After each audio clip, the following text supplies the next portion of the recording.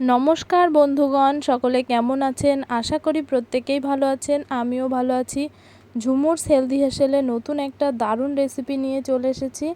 তো গরম গরম একদম নরম তুলতুলে তালের বড়া রেসিপি। তো আমি পুরো রেসিপিটা আপনাদের সামনে শেয়ার করছি, সাথে থাকুন এবং স্কিপ না করে পুরো রেসিপিটা দেখতে থাকুন। আপনারা দেখছেন ঝুমুরস হেলদি হেসেল, আমি ঝুমুর আপনাদের সামনে আজকে নরম তুলতুলে তালের বড়া রেসিপি শেয়ার করছি। তো তার জন্য নিয়ে নিতে হবে একদম পাকা তাল। তো তালের এইভাবে উপরের যে খোসাটা এরকমভাবে ছাড়িয়ে নিতে হবে। তারপরে কিন্তু একটু শক্ত শক্ত যেই আঁশগুলো থাকে সবগুলোই তুলে নিতে হবে। এই তালটা দেখছেন ভালো বড় ছিল, 3টে আটি হয়েছে।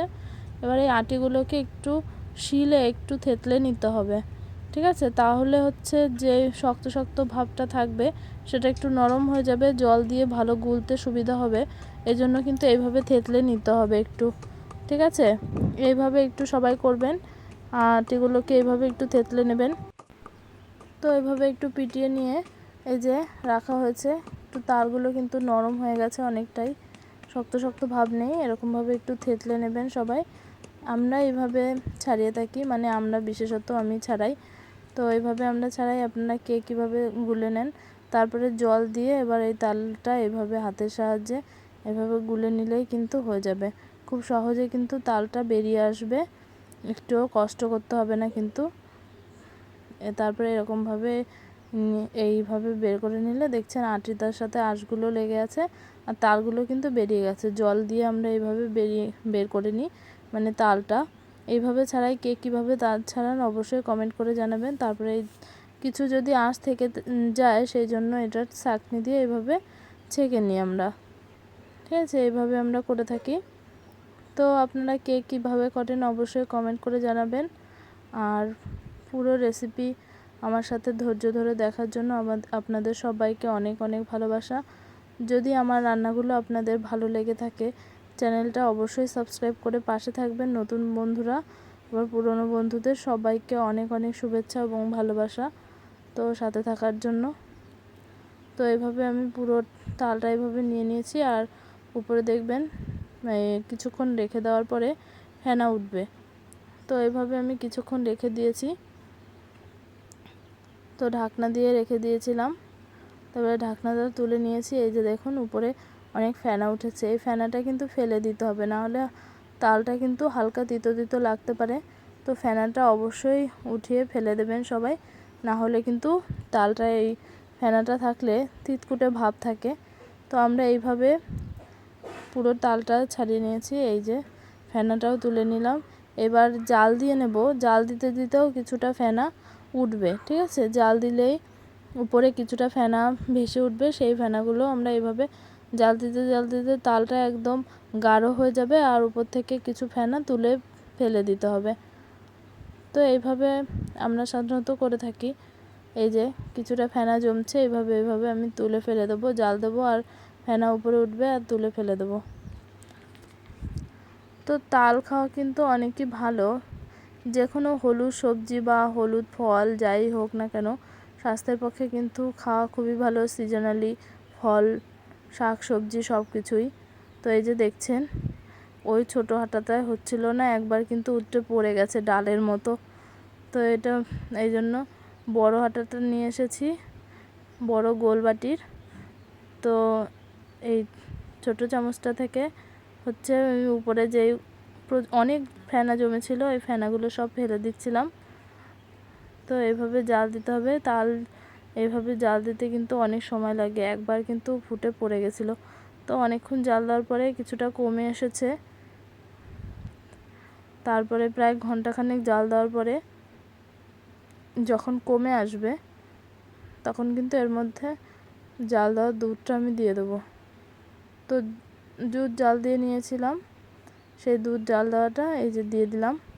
তো অনেকক্ষণ জাল দেওয়ার পরে যখন ঘন হয়ে আসবে তখন এই দুধটা অ্যাড করব। তো দুধ দিয়েও কিছু সময় জাল দিয়ে নিতে হবে। দুধটা ভালো করে মিশিয়ে নিলাম তালের সাথে। এবার সাইডে যে তালটা জমে গেছিলো ওইটা একটু অনেক কুড়িয়ে নিলাম। এবার সামান্য লবণ আর চিনি দিয়ে নিলাম। সামান্য লবণ আর চিনি দেওয়ার পরে আর একটু জাল দিয়ে নিতে হবে। একটু ঘন করে নিতে হবে তালটা দুধের সাথে। এই যে দুধ চাল দিয়ে এটা থেকে কিন্তু ভাত খেতে, ভাত রুটি যার সাথেই খান না কেন খুবই ভালো লাগবে। এই যে দুধ দিয়ে চিনি লবণ দিয়ে জাল দেওয়া আছে, এটা কিন্তু ভাত রুটি সব কিছুর সাথেই আপনি খেতে পারবেন। তো আমি এখান থেকে কিছুটা পরিমাণে তাল আমি নিয়ে নেব তালের বড়া বানানোর জন্য। তো তাল কিছুটা পরিমাণে নিয়ে নিয়েছি আমি। আর এটার সাথে দিয়ে দিয়েছিলাম 1 পিস কলা আর পরিমাণ মতো ময়দা দিয়েছিলাম মোটামুটি 2 চামচ বা 2 বাটি যদি ময়দা দেন তার সাথে 1 বাটি সুজি, এরকম পরিমাণে দিতে হবে। মানে যতটা ময়দা তার হাফ পরিমাণে সুজি দিয়েছি। তো এটা ভালো করে মিশিয়ে নিতে হবে, সামান্য লবণ আর পরিমাণ মতো চিনি দিয়ে এই গোলাটা রেডি করে নিতে হবে।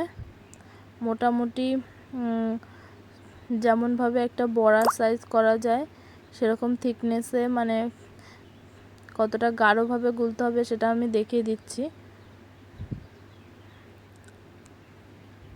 তো অ্যাড করে নিয়েছি চিনি, আর একটু পরিমাণে লাগবে ময়দা। এবার কি পরিমাণে লাগবে সেটা হচ্ছে বলে দিলাম। তো এইভাবে পুরোটা ভালো করে ম্যারিনেট করে মানে 1 ঘন্টার মতো রেখে দিয়েছি। এবার বড়ার আকারে তেল গরম করে বড়ার আকারে ভেজে নেব। তেল গরম হয়ে গেছে দেখছেন, বড়ার আকারে দিয়ে দিচ্ছি। তেলটা ভালো করে কিন্তু গরম করে নিতে হবে, গরম করে তারপরে একদম আঁচটা কিন্তু কমিয়ে দিতে হবে, নালে কিন্তু প্রথম দিকের বড়াগুলো পুড়ে যাবে আর লাস্টের দিকের বড়াগুলো কিন্তু কাঁচা রয়ে যাবে। তো সব বড়াগুলো একসাথে ভাজার জন্য তেলটা ভালো করে গরম করে আঁচটা একদম কমিয়ে তারপরে 2 মিনিট পরেই ছাড়তে হবে। তেল যতক্ষণে মানে মিডিয়াম গরম থাকবে সেই লেভেলে ছাড়তে হবে। বেশি তেল অতিরিক্ত গরম হলে দেওয়ার সাথে সাথে কিন্তু বড়াটা পুড়ে যেতে পারে। তার জন্য হচ্ছে তেলটা প্রথমে ভালো করে গরম করে তারপরে 1 মিনিট রেস্টে রেখে তারপরে জাল মিডিয়াম রেখে মানে লো রেখে তারপরে আস্তে আস্তে বড়াগুলো সব দিয়ে দিতে হবে। এইভাবে লাল লাল করে ভেজে নিতে হবে। এবার আমি একবার ভেজে তুলে নিয়েছি, বাকি আমি সব বড়াগুলো এভাবে দিয়ে দিয়েছি। দেখছেন খুব সুন্দর কিন্তু লাল লাল করে ভেজে নিচ্ছি বড়াগুলো। যেরকম নরম তুলতুলে খেতে একদম দারুণ হয় এইভাবে বড়া বানালে, কোনো তিতে ভাব থাকে না তালে। তো এই বড়া না বানিয়েও শুধু এই যে তালটা দুধ দিয়ে জাল দেওয়া এই দিয়ে রুটি ভাত সব কিছুই খাওয়া যায়। তো দারুণ লাগে খেতে, আমার তো ভীষণই ভালো লাগে।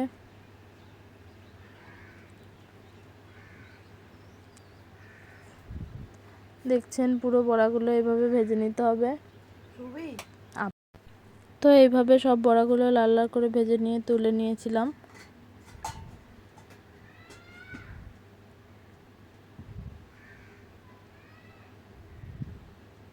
তো পুরো রেসিপিটা আপনাদের কেমন লাগলো অবশ্যই কমেন্ট করে জানাবেন। আর পুরো রেসিপির সাথে থাকার জন্য অসংখ্য ধন্যবাদ। এরকম নতুন নতুন রেসিপি পেতে অবশ্যই চ্যানেলটি সাবস্ক্রাইব করে রাখার অনুরোধ রইল। দারুণ একটা রেসিপি।